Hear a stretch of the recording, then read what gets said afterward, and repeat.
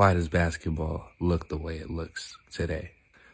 All right, so the main thing that drives the evolution of the game of basketball, the main thing that drives the way the game of basketball looks is superstar talent. The best superstars from every generation impact what basketball is going to look like to the next generation. All those kids are watching, and they're going to reflect the superstar that they watched growing up and shit, or all the superstars that they watched growing up.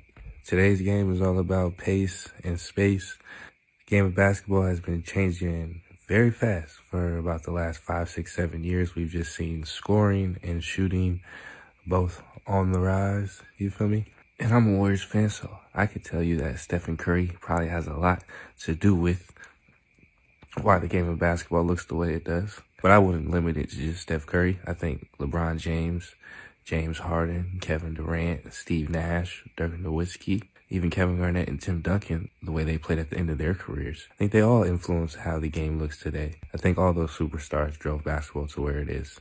Popovich gets his praises sang for his influence on the game of basketball. I think Phil Jackson gets his praises sang. And because of the way the game went, Mike D'Antoni gets brought up a lot and praised a lot, I think, for his contribution to how the game has evolved. But I think there's two names. There's two names that aren't NBA superstars. There's two names that you can look to, and that's not Popovich or Jackson or Kerr. Those two names are Pat Riley and Don Nelson. Pat Riley and Don Nelson are still impacting the game today. Pat Riley and Don Nelson, I think, date back further to the NBA story than Phil Jackson does, than Greg Popovich does. It's interesting how they start and how they parallel and kind of cross paths with one another in the ways that they do. Don and Pat both are at the beginning of their coaching careers in the early 80s. Don Nelson came in as one of the better defensive coaches in the NBA. And he built up the Bucks to be one of the best defenses in the league. He won a Coach of the Year award pretty early on into his coaching career. Did two things in the early 80s that kind of explains everything about the way basketball was going to go a long time from the 80s, you know. He played point forwards alongside two shooting guards. So he would have his small forward be his primary playmaker or ball handler, and he would try to have his point guard and his shooting guard both be score first players.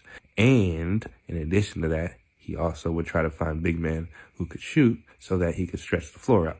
He wanted to be able to draw other teams' shot blockers and big men away from the rim so that his guards had room to operate, space to operate. Clearly, he was already prioritizing pace and space, but Don Nelson definitely, I think, was known for building up the Bucks as a great defense in the first half of the 80s. On the flip end, Pat Riley, who starts off as Showtime, bringing the pace and flair of a system to match Magic Johnson and building up the dynasty. By the early 90s, you see the flip starting to happen, right? Both Pat and Don are head coaching in the early 80s, pre-Pop, pre-Phil Jackson days.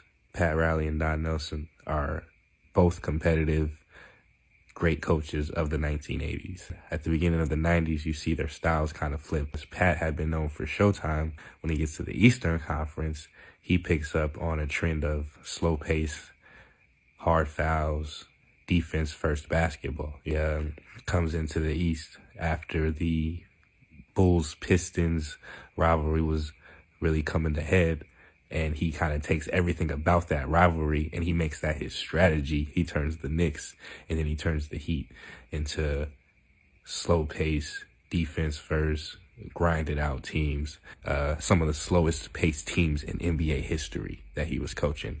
The guy who made Showtime in the early 80s became the guy that slowed the NBA down. He was the guy that gave the Eastern Conference the blueprint. Don Nelson starts the 90s with the Warriors. He has the Run TMC team. Don Nelson's a wizard, man. He quickly starts to put together just his dream Nelly ball team, and he now has them playing faster pace than ever before.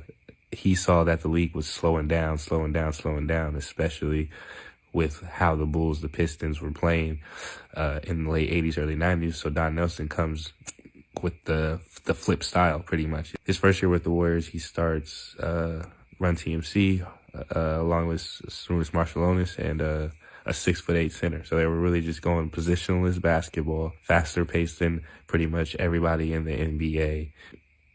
It was cool to see that kind of flip, I guess, where you had Showtime Pat, and I think small ball defense and scrappy Don in the 80s, but in the 90s you get scrappy defense like never before, slow pace Pat, and you get fast pace all offense Don Nelson in the 90s, you know. Then you get to the 2000s and they didn't go anywhere. Pat Riley was setting himself up with the Miami Heat, and Don Nelson was setting himself up with the Dallas Mavericks. Pat went Miami in the late 90s, Don went Dallas in the late 90s.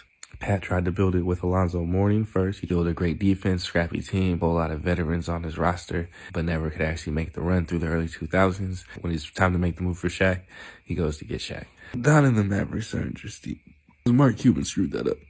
It took Pat Riley a while to figure it out.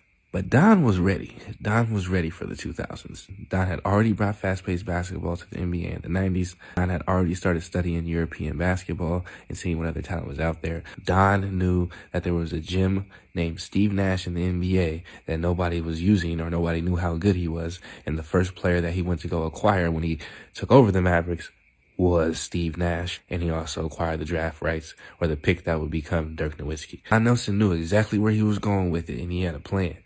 The Mavericks have this long story of Mark Cuban's Mavericks, I would say. That story starts in 2005. You feel me? 2004, 2005. The first story is Don Nelson, one of the greatest basketball coaches in history, really putting something great together. The Mavericks, when Don Nelson took over, won 50 games, 4 years in a row. And Dirk was like 24 years old at the end of all of that. And Steve Nash still hasn't won his MVP award yet. Kind of had everything he needed to be a championship contender for the next 6-7 years. He was really well equipped, I think, to compete in the 2000s. Like, I think that was going to be his era had Mark Cuban not got in the way. I don't think you would have really even seen the full culmination until around 08-09 of Don Nelson's Mavericks, and he didn't even get, I don't think, anywhere close to that. But nonetheless, he still left the impact. Don Nelson believed wholeheartedly in Dirk Nowitzki and Steve Nash back in 1997-98. Those would be two of the biggest figures, the superstar players that I think would change the game of basketball.